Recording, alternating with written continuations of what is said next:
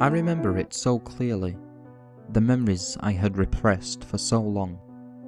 How come my parents never spoke about this with me? How did I forget something so horrifying? To tell you the truth, it's not something I want to be etched in my mind, and I'm not quite sure why it is, but there's nothing I can do about it now. Not when I can see it so clearly. The sights, the sounds, the smells. Oh, the putrid smells. The year was 1985. I was only 11 at the time. I lived with my parents in Lebanon. I remember one night I was sleeping over at my best friend's house. Anthony was his name. How did I forget about Anthony? He lived alone with his father. His mother had died during childbirth, and I've got to say, his father was strict, but I guess he only wanted a polite son who was brought up properly. It was around 8 PM when Anthony and I were just finishing up eating. We were around the dinner room table when Anthony asked his father if we could go and watch TV. "Bad kids don't eat all their greens," his father replied. "But Dad," Anthony started saying when his father interrupted. "Bad kids don't eat all their greens," with which Anthony finished up his vegetables and stood up. Ahem. His father cleared his throat. "Bad kids don't have manners," he said sternly. "May we be excused, father?" His father nodded. We both left the table just in time to catch the end of some TV show Anthony was obsessed with. I don't recall the name of it. All I can remember is that it had something to do with puppets, which doesn't narrow it down much, I know. After the show had finished, Anthony said we should get ready for bed. He only had one bed, so we would have to top and tail. We got ready for bed, quickly ran upstairs and settled down ready to go to sleep. And then things got weird. Anthony had a clock next to his bed, and he seemed to be counting down the minutes, watching this clock intensely. "What are you doing?" I asked. No reply. "Anthony!" He turned his head slightly, seemingly keeping one eye on the clock. 5, 4, 3, 2, 1. 9 PM. Time for sleep, he muttered before turning over and closing his eyes. I lay there in silence for a minute or so, confused by what Anthony was just doing, and then I sat up, looking at him through the darkness. "Anthony," I whispered, "why were you staring at the clock like that?" No reply. "Why won't you talk to me? I'm going to ask your father to take me home." "No," he shouted under his breath. "Just go to sleep. We're already late." I was understandably confused by this, and he piqued my curiosity. "Late? What do you mean, we're late? Late for what?" I asked. Anthony sat up, looked me dead in the eye, and said, "Bad kids stay up late." He then laid back down and went to sleep. I didn't know what to make of this. I wasn't a bad kid. I never hurt anyone. I sure as hell never disrespected my elders. I was a good kid. I must have laid in the darkness for way over an hour, thinking about what Anthony had just said. The way he acted, as if out of pure fear. What was his problem? I thought to myself. Unbeknown to me, I was soon to find out. A strange smell began to fill the air, which, to my 11-year-old nose, was quite peculiar. But now, years on and thinking back, I could only describe it as having an acetone-like smell. I began to feel as though time was slowing down. I heard a little voice on the other side of the door whisper, "Bad kids stay up late." And then everything went dark. I awoke to the sound of crying children. I was laying on a hard, wooden surface, on what seemed like a bed which somebody had made from an old table. I looked around, wondering where I was, trapped in a small, blood-stained room, surrounded by small bones scattered around the floor. There was a cage hanging from the ceiling, with an old microphone inside it, and a clock on the wall next to some writing. Scratched into the wall it said, "Bad kids stay up late." It was 3:45 and I could do nothing but sit on the floor, wondering what was going on. I was terrified for my life. All alone, trapped in that room for hours. I heard shuffling outside the door. The clock read 7 o'clock. I looked through the keyhole, and what I saw made no sense. There was a man wearing a bear costume. Was this some kind of sick joke? "Anthony," I screamed, "do you have something to do with this?" Typical. No reply. I could see the man in the bear costume moving around, pushing a cart, carrying plates and glasses. He disappeared out of sight for a split second, and then, as if appearing out of nowhere, he put his eye up to the keyhole, and I fell back, terrified. A smell, similar to the one in Anthony's house, began to fill the room, and then it went dark.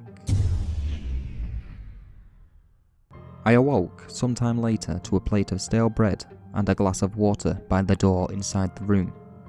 I just sat there and stared at it for a few minutes before there was a bang on the door and a man's voice said, "Bad kids don't eat their food." I wasn't going to touch anything that psychopath gave me. What if he had poisoned it? I'm not a bad kid, but I'm not eating that, I said. The door began to unlock, the sound of bolt after bolt clicking as the man in the bear costume unlocks them one by one. The door swung open and he flew at me, picking me up by my throat and slamming me into the wall. "Bad kids don't eat their food," he screamed in a muffled voice through the bear costume. He then threw me onto the bed, picked up a slice of bread, and began ripping off small pieces, stuffing them into my mouth, forcing me to eat. After both slices of bread were gone, he handed me the glass of water. "Bad kids don't drink their water." I didn't want him to pour the water down my throat. I was already in too much pain, and I didn't want to choke on the water too. So I took it from him and drank it all down in one big gulp before handing him back the glass. "Bad kids don't use their manners," he said, staring down at me. "Thank you," I replied, as if begging for my life. He then left, locking the door behind him, and once again, I was alone, staring at the bones on the floor. I need to get out of here, I thought to myself, looking for a way out. But there wasn't one. I was stuck behind 4 walls and a door. How am I supposed to get out of here? Shortly, I heard that voice again, booming from beyond the door. "Bad kids stay up late." I looked at the writing on the wall, and then at the clock. It was 9 o'clock. I didn't want to find out what happened to the bad kids who don't sleep, so I laid on the bed and closed my eyes. This went on for days, weeks even. I was alone all day, surrounded by the sound of children crying and screaming for their parents all day long. I didn't have a toilet, so I would have to do my business in the corner, which eventually built up a putrid, sewage-like smell, mixing with the smell of blood and death that was already lingering in the air. 7 o'clock would come back around, and I would hear shuffling outside the door, followed by the familiar smell and then darkness. I would awaken to a plate of bread and glass of water, which, unless I wanted to be force-fed piece by piece again, I would quietly sit down and eat before the smell would pour back in, and I would be smothered in the darkness once again. Waking up shortly after, I'd find myself pacing the room, staring at that clock. 7:30, 8 o'clock, 8:30, almost 9 o'clock, 5, 4, 3, 2, 1. Bad kids stay up late, I thought to myself, climbing onto my cold, hard bed. This was the first time in who knows how long that the man's voice didn't call out, reminding us we had to go to sleep. All of a sudden, I heard a blood-curdling scream coming from the other side of the building. "Bad kids stay up late. Bad kids stay up late," I thought to myself, closing my eyes as tight as I could. The screaming continued for 4 solid minutes, and then another kid started to scream too. By now, the smell of smoke was pouring into my room. I jumped up and looked through the keyhole. There were piles of burning wooden furniture stacked against the back of the building. through the doors and into the rooms where I assumed the other children were. I never wanted to get out of this room as much as I did right now, but maybe I was safer in here. I heard shuffling outside and instantly ran for the bed, hiding under it. And there it was. My way out. How had I not noticed this before? I mean, the bed was pretty low, but I never even thought to look. Here it was the whole time. A vent. I didn't know where it led, and I didn't care. All I knew is I had to get out. I began pulling and scratching at the vent, but it was screwed on tight. I decided to crawl from under the bed, grabbing the largest of the small bones scattered around the room. I had to try and jam it behind the vent and break it off. After 4 or 5 attempts and 3 of the bones breaking into small fragments, the vent came loose, and I wasted no time climbing in. I have no idea how long I was in there, my face pressed up against the cold, solid base of the vent, the sound of children's screams crying out for help. I must have blacked out because the next thing I remember is the unsettling silence that filled the air, the smell of smoke and burning flesh still lingering. I looked out from the vent, and my door was still closed. I somehow managed to avoid the flames just outside this room. I climbed out from the vent, walked up to the door, and peered through the keyhole. The whole place was still. The fire had long since gone out, and there was no sign of life anywhere. This was my chance to escape. Finally, freedom is within reach. I crawled back into the vent and started exploring, frantically searching for a way out. But it was badly damaged. Around every corner was a dead end, or a bend upwards, and there was no way I could climb that.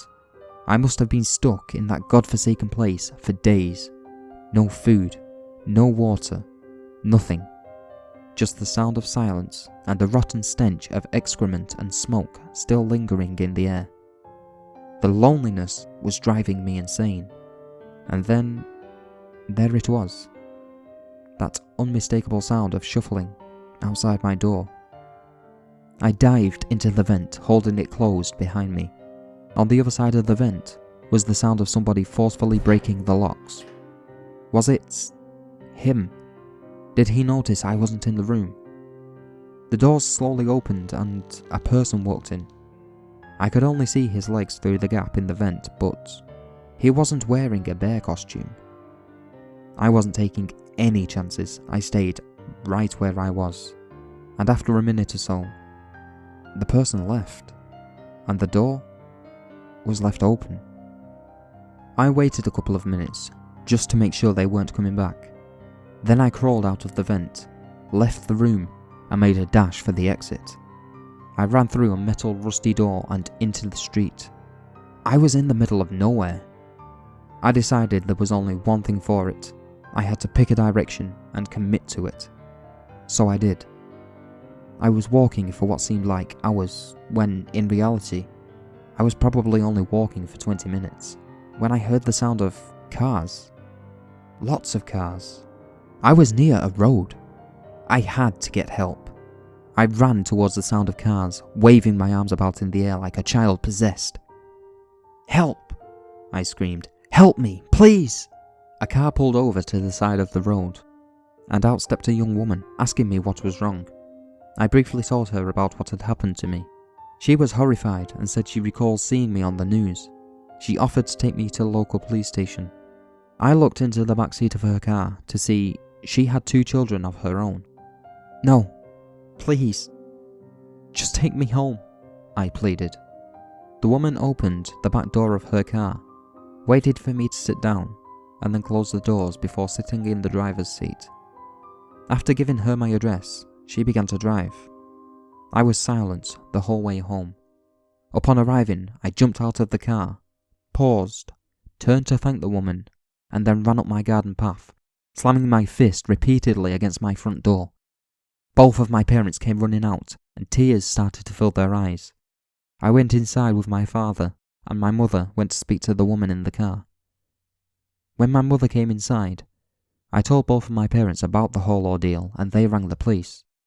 The police took a statement and a description of the man in the bear costume, and a manhunt for a murderous psychopath soon followed. We skipped town and soon moved to a quiet place in Canada. The last I heard, the man in the bear costume had never been caught. After escaping to Canada, I must have blocked everything out of my mind until today. I went to high school, met a wonderful girl named Julia. We both graduated, got married, and had our own little baby, Connor. Fast forward to today, August the 14th, 1999. For days, Connor, now 6 years old, has told me countless times about this TV show he's been watching. He said that if you write to the address shown on TV, he could go and play games with the host. I told him for days up to this point it was out of the question, but eventually I gave in to him. Okay, the next time the show comes on, call me, and I'll come and have a look. I wanted to at least see this show. If I was going to send my only son along, I wanted to know what I was signing him up for. Sure enough, today, he called me, and everything came flooding back. Dad, this is the show. Can I go on? Connor shouted in excitement. What I had been faced with shook me to my very core. On the screen was a guy in a bear costume, sitting in a chair talking to the audience. Hello kids, do you want to visit my cellar? If you do, please write me a letter to this address.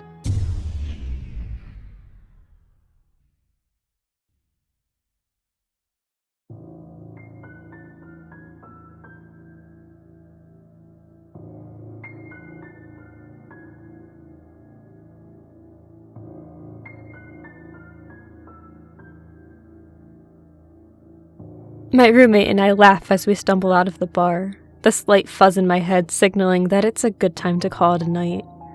The winter air is chilly and my shoes aren't the best for walking, but the warmth threading through my body from the drinks and the lightly falling snow convince us that it's a fine night to walk home. We turn right and start walking, a bright red shape a few blocks ahead of us disappearing around the corner onto our street. I duck my head, trying to burrow into my coat for the short distance, while my friends and I converse about nothing. A sudden movement catches my eye as, a block ahead of us, a man in a dark gray coat quickly crosses the road and starts heading down our street as well. I probably wouldn't have noticed him if he hadn't left the shadow of the buildings, and for some reason it makes me uneasy. We turn onto Parkside behind him, and now that I'm looking for him, I can see the man sticking close to the buildings, the dim streetlights failing to illuminate him much against the dark buildings. A couple blocks ahead of him, I can see the bright red shape from earlier, only this time I can tell it appears to be a woman. Her hair and coat are both red, her blonde hair loose and falling past her shoulders. Her walk is a little unsteady, probably capable of making it home, but telling me that maybe she's had a little too much tonight.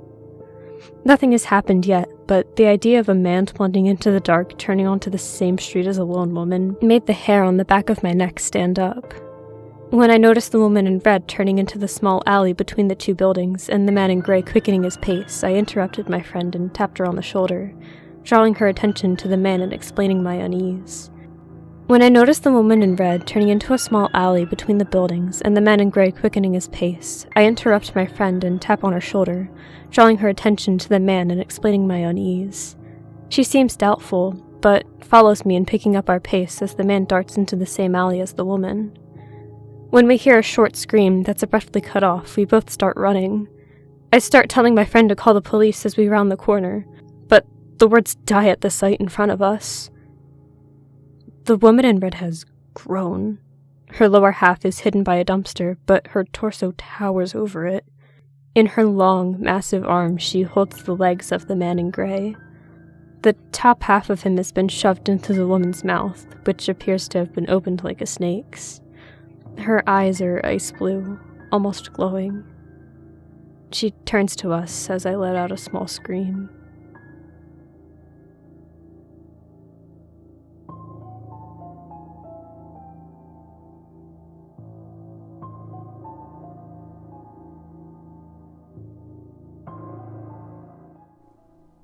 I had managed to keep a healthy skepticism of ghosts, ghouls, and all things supernatural until I was 28.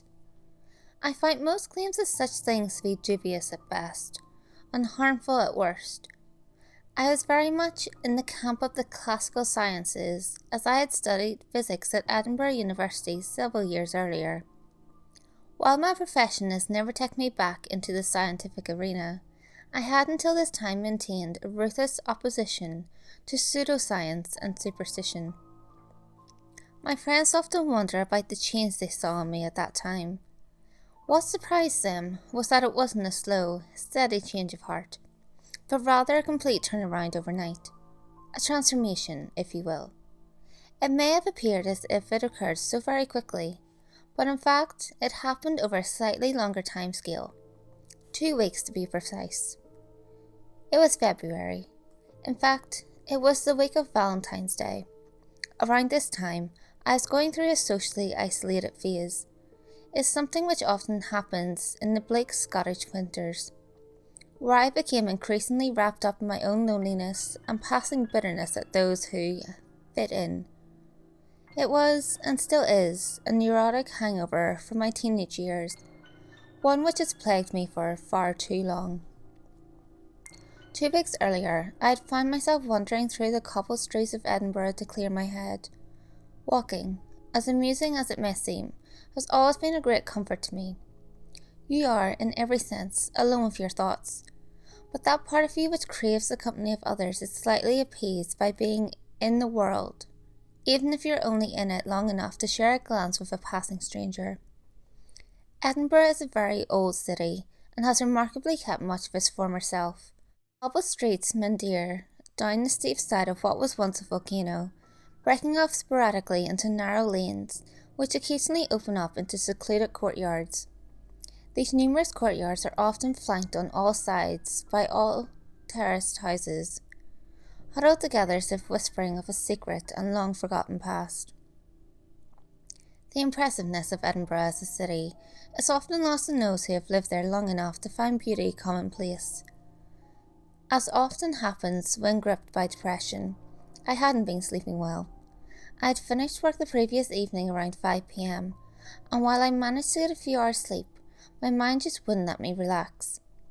Come 6 in the morning, even though it was a Sunday, and I could for once have a long lie, I conceded defeat in my attempts to have a proper rest, and got up to greet the world, however reluctantly.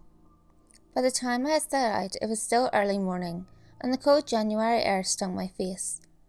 Although Edinburgh is, for want of a better expression, a tourist city, at that time it still seemed relatively deserted, even for a Sunday. A slight mist had risen out of the water of Lee, making it feel all the more colder as I passed through the narrow lanes and down empty pavements, entirely oblivious to where I was going. As the shops opened and the first trickle of tourists bled out onto the cobbled walkways from their hotels, I deliberately headed for a quieter, often forgotten network of streets. My wandering mind had indeed taken over, for as I broke through the haze of a daydream, I found myself standing at the gates of an old graveyard. I had been thinking of turning back and heading home, but something about this place awoke a compulsion in me. I had to explore it. I found it curious that the gates, constructed out of blackened steel rods, were lying unlocked as early in the day as this. Entering the cemetery, I immediately noticed the overall isolation of the place, enjoying the sound of gravel under my feet, which pierced the silence, as I moved slowly along a path littered with small white stones. It wasn't a large graveyard. It seemed to consist of 2 separate plots, with the older graves at the front, bordering the fence and gate, filling backwards up onto a diminutive nearby hill where the more recently deceased residents lay. The oldest graves bore the weathered scars of age. I found one which was dated 1776, but the epitaph was illegible. I felt a sadness staring at the headstone, wondering about who it belonged to, and indulgently contemplating about myself as a forgotten or lost soul. Eventually, I moved on, wandering up the hill towards the newer graves. I found myself drawn to a large oak sycamore tree, which loomed over several graves below it, with an almost protective demeanour. I stared at one of the headstones, reading the words, but not registering them, as my mind was engulfed by yet another daydream. The grave stood out somewhat from those around it. The headstone was white in colour, while those which accompanied it were forged out of a deep black marble. Without thinking, I ran my hand over the smooth stone, feeling the occasional mark of the elements upon it. At the foot of the headstone lay a small, insinuous vase. It was made of a brownish metal, copper I assumed, as the surface exhibited small veins which were blue in colour due to its exposure to the weather. As I stood there, something rose up out of my mind, something which bothered me greatly. At first, I did not know what it was, experiencing it merely as a low, growing sense of discomfort. As this feeling of unease reached a crescendo, I suddenly realised what was wrong. The name on the grave was Lisa Main. I knew that name well. Everyone in the local area did. I had known her when I was growing up, as we went to the same school together. She was someone that I watched from afar, full of life and exuberance, while I was shy, reclusive, and reserved. I possessed that intense infatuation and desire for her which only a first love can produce. The words on her headstone came into sharp focus. Age 15. I was overcome with a tremendous sense of grief and loss, one which took me entirely by surprise. So much so that I had to leave that place. I just couldn't bear it. As someone who prides himself on being level-headed and immune to flights of fancy, I could not shake the profound unease which often comes from outrageous coincidence. I exited the graveyard as quickly as possible and headed home, ignoring the now cluttered Edinburgh streets. I did not look back. Over the following few days or so, I was preoccupied. I was overworked and having trouble sleeping, but that was not unusual for me. What was unusual were the immovable thoughts and memories of Lisa Main, thoughts which now stayed with me wherever I would go. I had been terribly affected by her death, as we were only 15 years old at the time, but that was over a decade ago, and I had not thought of her for many years. It was as if seeing that gravestone had awoken a sense of loss, a sense of pain which I had managed to bury so far deep inside of me that I had persuaded even myself to forget it. A cacophony of memories now haunted me, beautiful and terrifying. At any one moment I would be exhilarated by the thought of her smile, her hair, her kindness, and at the very next engulfed by despair at the image of her lying under 6 feet of earth, cold and alone, once full of life, now a decaying husk, which had long ago housed that beautiful soul. If I had told anyone of how I felt, they would have called me overly emotional or sentimental. For the fact remained, I barely knew Lisa. Watching her for years across the classroom, I imagined myself talking to her, sharing those intoxicating moments which mean so much to a teenager. The first connection with someone you adore, the first feeling of being loved, the first kiss. I had in fact hardly ever spoken to her until only a few weeks before she died, in one of those embarrassing manoeuvres which teachers often pull. The pupils were all forcefully partnered with someone to take to our first social dance. Social dancing was a torrid affair. For someone like Lisa it was fun and to be enjoyed, while for me it was something to be detested. I was embarrassed, possessing none of the talent to be a dancer and even more so afraid to spend time with a girl, held back by my own teenage awkwardness. It was the end of January and Lisa quickly set me at ease in social dancing class, where we practiced. I cannot convey the simultaneous sense of joy and fear which I felt when she asked me to walk her home that day. Some people find social interactions to be exhausting. Most, like myself, always worried about saying the wrong thing, but some individuals can set others at ease with the smallest of effort. Lisa was one of those people. As we walked across an elegantly Victorian bridge towards her house, the winter sun bathed our surroundings in a cool, comforting glow. I couldn't have been more content to be in the presence of this happy, kind-hearted girl. She was so beautiful, with an incredible smile and golden locks of hair, which seemed more at home in a fairy tale than our surroundings. For weeks we walked the same route home every day, talking, laughing, something I rarely did, and growing ever so closer. When you are that age, everything is so potent. Most can fall in and out of love in a heartbeat. I didn't have many friends, and I lived alone with my mother, who was not a particularly affectionate woman. So in that short time I fell in love with Lisa Main. On the 13th of February, we stopped outside her house. We stood talking for a moment, and then for the first time, Lisa became distant. She stared straight at me in a way that she had never done before. I felt uneasy, yet exhilarated. There was a moment, a tiny moment where we said nothing to one another. Then she hugged me. Her fingers slid through my hair. I will never forget how sweet she smelled, how alive she felt, and how grateful I was to someone for showing me a kindness I had never previously known. Lisa slowly let go of me and then skipped up to her front door. Just before she disappeared, she turned and smiled at me one more time. Then she was gone. Immediately, I knew what I was going to do. For the first time in my life, I was full of purpose and focus, a desire to do just one thing. I ran as fast as I could to the local shops. I was lucky as most of them were shutting up for the day. A kind old man who ran a rarely used car store allowed me into his shop, even though he was just closing. I was going to buy my first Valentine's card. It had to be perfect. It had to be just right. After looking at almost every card I could afford, I found one. It was fate. The card was red with a white circle in the middle.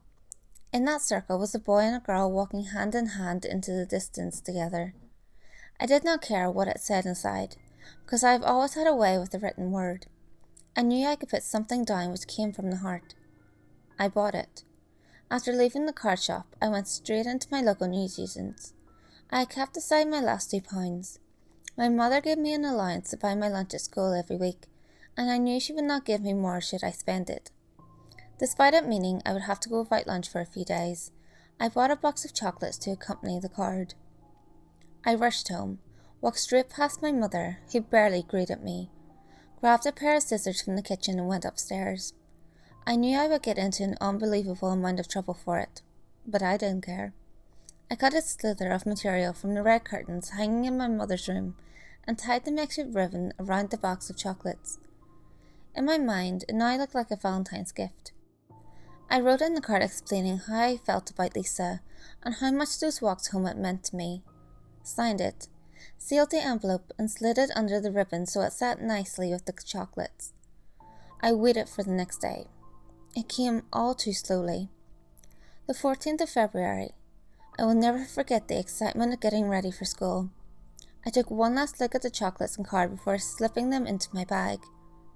I think I made it a little too obvious that I was carrying something important and delicate, as I cradled the whole bag in my arms for most of the day.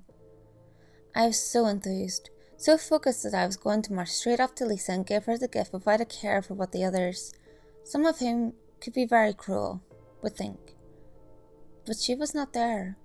She wasn't in the playgrounds. She wasn't in her classes. For the subjects we shared, I just sat and stared at her empty desk and chair. School finished, and I found myself walking the same route Lisa and I would normally. I stood outside her house, holding the chocolates. I can't describe the feeling I experienced there. Call it the effects of a lack of food or the exhaustion of having been so primed for the day. But anxiety took me, and as a result, I couldn't bring myself to knock her door. I went home, dejected. I couldn't so much as eat a bite of the uncooked ham my mother threw down in front of me. So I simply went upstairs and crawled into bed, barely sleeping all night. For the next 2 days I walked that same route and found myself holding on to those chocolates, not daring to cross the threshold of the little white fence in front of Lisa's house. On the 3rd day, I asked her teachers about Lisa's absence, something which just hadn't occurred to me to do. I associated my authority with being cold, distant and unfair, and as a result normally avoided contact with my teachers at any cost. Mr. Randall, our history teacher, told me that Lisa had come down with a bad fever and was very ill. She could be off for weeks. With this news, I was resolute. I was going to knock on her door. A knock on her door was just what I did. I knocked, and knocked, and knocked, but no one answered. The next day I did the same, and again no one answered. It had now been 5 days since I had last seen Lisa. It was a Saturday, and once again I went over to Lisa's house, chocolates and card in hand. As I approached her house, the sky clouded over, casting a dull hue over Lisa's seemingly deserted street. It was clear to see that Lisa's father was not a gardener. The garden path split an overgrown and patchy lawn in two, with clambering weeds stretching up towards the sun through numerous cracks in the concrete slabs. I stopped to look around and focus my gaze on what seemed to be a smallish gnome figurine, smothered in the undergrowth. It had sadly been broken. Many suggest that when something is wrong, a person knows. They may not be aware of precisely what has happened, but that they can almost feel a palpable sense of dread in the air. I looked around and continued towards the front door. Something was different. I was for sure that the house had seemed as deserted as it had in the previous days I had visited, and while the house was for all intents and purposes exactly the same as before, there was one change. The front door was open. I was convinced that it had been shut when I had arrived, but I dismissed this as simply the byproduct of my fascination with the condition of Lisa's garden. You see, I can't quite explain it, but there was something suffocating about the house in that quiet street. I reached the door and grasped the door knocker, tapping 3 times. No answer. I repeated my knocks more forcefully this time, but still no one came. The door was only slightly ajar, and as such, I couldn't really see much of the interior. All I could tell was that the house was dark and that the air escaping through the doorway was musty, as if nothing had stirred inside for days. I started to feel nervous. I didn't really know why. Clearing my throat and stammering slightly, I asked, "Hello?" Several times without answer. The street was empty and the whole place felt devoid of life. Then a thought began to ruminate and gather momentum within me. What if Lisa and her father were hurt? I started to play out all the possibilities in my mind. The 2 of them lying somewhere in the house, injured, without food or water for days. Then when I remembered my history teacher had said Lisa was ill, he must have spoken to someone to know this. Probably Lisa's father. I hoped that she was not so sick that her father had taken her to the hospital. Despite the logic of my thoughts, I still could not dismiss the horrible feeling that something was indeed wrong. Fear began to grip me, yet I closed my eyes only for a moment and found the memory of Lisa's embrace all the solace I needed to overcome it. I held on tightly to the chocolates and flowers as I pushed the door fully open. It moved slightly, but I was sure the noise of it hitting a doorstep on the floor would alert anyone to my presence, as the bang echoed throughout the house. But still, no one came. The house was bathed in darkness. I took one last look around me and crossed the threshold. While Lisa did not come from an affluent family, the house had an upstairs and must have had at least 4 bedrooms with an attic. Perhaps the fact that Lisa was an only child made the house seem all the larger or emptier. But as I slowly made my way down the hallway, I felt as if each footstep echoed throughout distant passages and rooms. Beginning with the living room on the ground floor, I moved from room to room, occasionally asking if anyone could hear me, but I quickly became aware that I was only talking to myself. The air was stiffingly hot, and running my hand across a radiator, I realised that the boiler must have been on for some time. As I moved into the kitchen at the rear of the house, I heard something. It was an almost rhythmic dull thudding. I couldn't identify what it was, but I knew it was coming from somewhere upstairs. I left the kitchen, which I was glad to do so, as it was filled with the smell of rotting food, and walked to the foot of the stairs. The staircase was quite narrow, and ran along the inside of a wall. At the top of the stairs was a landing which curved round to the left and led onto the other rooms. The dull thudding was now more pronounced, and as I slowly climbed the stairs, the same fear which had gripped me at the door returned. The realization of wandering into someone's house uninvited came to the fore. Stopping for a moment, I closed my eyes and thought of Lisa again. I continued on. As I reached the top of the stairs, the thudding noise stopped. I shudder now even just thinking of it. There were 3 doors leading to the other bedrooms, and one leading to a bathroom which I could already see was empty. The door to the first bedroom lay open. I peered in slowly, almost expecting to find someone there. There was no one. It was Lisa's father's room, neat, organised, with almost no objects of any note. The only curiosity was that the curtains were not drawn. The door to the second room was closed. Again, I was overcome with a sense of intrusion. I was walking around inside someone's home without invitation. In effect, I was a trespasser. I knocked on the door quietly. Waiting for a moment, I realised the room must be empty and turned the brass handle on the door. It opened.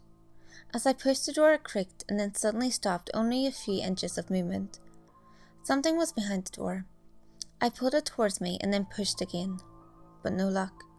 With each attempt, the wooden door bashed off something. I suddenly became aware of the noise I was making as each attempt echoed throughout the house. It was not dissimilar to the thudding I'd heard before. I tried one more time, pushing against the obstacle as hard as I could. No luck. I was about to give up and move on to the next door when I saw what was blocking my entrance. I will never forget the cold, glassy stare of the face which seemed to be peeking out from behind the bottom of the door. The skin a pallid grey. A few retreating locks of hair covered the otherwise balding head. Globules of sweat congealed under. Most of his features were obscured by the door, but the only visible eyes still stared, clouded and covered in shadow. I didn't scream, because I quickly realised that not only was this face of Lisa's father, but that he was very much dead. I felt numb, but looking back I realised I handled the situation much more calmly than many of the age would have. But then I did have a strange fascination for such things, reading many accounts of quite horrific death scenes. I stared for a moment, composed myself, and then instantly turned to thoughts of Lisa and where she might be. Was she in the same room? Was she in the attic? All I could hope for was that she was okay. Something that happened, an event which I have to this day repressed, ignored, and avoided as much as I possibly could. Something which shook me to the core. Something which I have never told a soul. The face staring up at me through the gloom, filled gap in the doorway, moved. At first it was only slight, and I disregarded it as the effects of shock. Then it moved again. Suddenly the door began to shake violently, as if being punched and kicked by the body lying behind it. The head turned upwards, as the cracking of rigor mortis from the neck struggled against each sharp and vicious movement. A putrid gargling sound gasped out, enraged from deep within its bloated throat. I closed my eyes. I was sure this was not real. The banging stopped, and the house fell once again into silence. I let out a sigh of relief and opened my eyes. What I saw I can barely describe now. The face had moved upwards from behind the door to be level with mine. The door shook and rattled under the strain as its venomous attacker tried to claw and batter its way through. Finally, the face pushed and squeezed through the gap in the door, revealing its repulsive, loathsome features in their entirety. Dead, swollen, with clotted blood, gasping relentlessly for air, all the time staring straight at me through hate-filled eyes with lips pulled back over teeth gritted together, grinding against one another in wretched hatred. I do not remember much of what took place after that. Perhaps I am glad to. I know I escaped, and I know that I ran home confused, crying and babbling like a madman. I also know one more thing. Well, the memory has been pushed so deep inside that I can barely recognize it. I know whatever was in that room slipped through the gap in that doorway, slipped through and grabbed me. How I escaped, I do not know. The truth was much more horrifying than I could imagine. Lisa's father had lost his job a couple of weeks earlier, and his bills mounted combined with the pressure of looking after his only child. He snapped. When the police entered the house, they found poor, sweet Lisa's body in the cellar. Her wrists were tied to a radiator. She had been strangled to death. After killing his daughter, Lisa's father had then went upstairs and hanged himself in her room. After a few days of hanging there, the cord he used to choke the life from himself seemed to have snapped. The police found his body slumped behind the bedroom door. The door was open. As time eroded the memory, the explanation of these events altered greatly. Through my years of study at school and then university, I read of psychological pressures and how trauma could bring about vivid hallucinations. I had convinced myself that I had found Lisa's father dead, and that the shock had produced the rest of the experience, no matter how real it felt. The idea that a course twisted by rage and hate, perhaps even more by love I felt for his daughter, could somehow come back to life and attack the living, just did not fit in with my scientific and autistic understanding of the world. I dismissed the entire experience, but one thing had still managed to haunt me until I managed to hide it from myself. The police reported that Lisa had been tied up for a couple of days before she was killed. The date of her death was recorded as the 15th of February. She had been in that cellar, tied up, frightened yet alive, when I had come to give her my Valentine's gift. People talk about hauntings and spirits, but the memory of that contorted face raising up through the doorway was nothing compared to the knowledge that I had went into her house that day. That maybe, just maybe, I could have saved her. Yes, I was a child, but I could have done something. I grew up, but I never felt that love again, that feeling of connection with another human being. I developed an unhealthy attachment to my own company, and found myself more interested in burying my head in textbooks than perhaps meeting others, or even falling in love. The friends that I did have were never that close to me, nor did they ever truly understand who I was. Seeing Lisa's grave had brought it all flooding back to me. Those stolen moments, that thing in the house, her death. The funny thing is that all of those memories, both traumatic and precious, the one thought which could not leave me was of the Valentine's gift I never gave. While I still hoped that the dead thing in Lisa's house was of my own imagination, and that the world was still very much material, lacking in the spiritual, I still felt the need to ratify this. I had kept the card all those years. In many ways, it was both my most cherished and loathed possession. Cherished for the memories which it drew up from within me, and loathed for the same reason. On the morning of the 14th, I walked through the cobbled streets of Edinburgh towards Lisa's resting place. On the way, I stopped at a little newsagent's and picked up a box of chocolates. On my first visit, I had wandered there by accident, vaguely negotiating each street in a daze. But this time, I was focused and resolute. Sentiment in a curious thing, and it had encouraged me to keep not only the card, but also the ribbon I made for the chocolates. When I entered the graveyard, I gazed off towards that lonely hill where she lay. I felt hesitant, not because I did not want to leave the gifts by her graveside, but more so because I did not know the extent to which the feelings of remorse, sadness, and bitter nostalgia would overcome me again. Nevertheless, I took a moment, and then made my way up over the whitened path, up towards the hill, up towards her. There I stood. The sun was still relatively low in the sky, and it cast a long contorted and exaggerated shadows over everything. After standing there for what seemed like an age, I pulled out the ribbon, tied it carefully around the box, and then placed the chocolates and the card against the cold headstone. I don't know if I said anything. At the time I probably didn't, as I was still convinced that she wasn't there to hear me. That once your loved ones pass away, they are gone forever. That death is the end. I do know that I cried. I cried like I hadn't since I was a child. I fell to my knees and buried my head in my hands. I was inconsolable. Those moments of utter sadness, utter despair at the cruelness of life and what it had done to beautiful Lisa, were the last I had as a true skeptic. For as I knelt there, the wind blew gently through the graveyard, gently caressing those stone markers of loss and those who attended them. I had heard and read about people having a religious or spiritual experience, and while I cannot truly accept others' testimonies, I can say that what I felt at that moment was profound, an echoing beautiful feeling of companionship and love. I looked around. No one was there, but I felt that someone was. I tried to shake the feeling off, as my mind simply playing tricks on me, but no matter how much I tried to stick to that interpretation of events, I simply could not do so. That feeling shared a twin emotion. I had only once ever felt that way before, when Lisa hugged me that last time I saw her. As the sensation washed over me, I realized that I had truly been searching for that same feeling again, but never found it until that moment. I stood up, wiped my eyes, and touched the gravestone as if to say goodbye. I walked to the graveyard entrance with a smile which stretched from ear to ear. Something anyone who knows me will tell you is extremely unusual.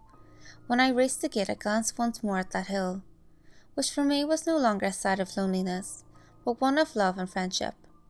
The second and last time I can say I've ever seen a ghost was at that moment, for standing up on the hill beside Lisa's grave was a blurry image of a young girl in a pink social dancing dress. I did not run to the grave, because I knew I did not have to. She waved slowly at me and then disappeared behind her gravestone. I walked home. I felt full, joyful, and exuberated. It was almost impossible to describe that experience by the graveside. Perhaps completeness will do for now, but even that cannot convey it. Friends wonder what happened to me around that time. The truth is that I found something I did not know I was missing. Some reading this may think that I found my faith, but it was not that at all. What I found that day was companionship and acceptance from the only person I had ever truly loved. I knew from that day onwards that the world was a far more mysterious and wonderful place than I could ever have possibly imagined. I knew that I would never fear being alone, for when I go wandering through the streets of Edinburgh and find myself on a quiet stretch of road, I smile to myself, knowing that if I listen carefully, I can hear the footsteps of Lisa, that girl I loved so dearly when I was a child, walking with me wherever I go.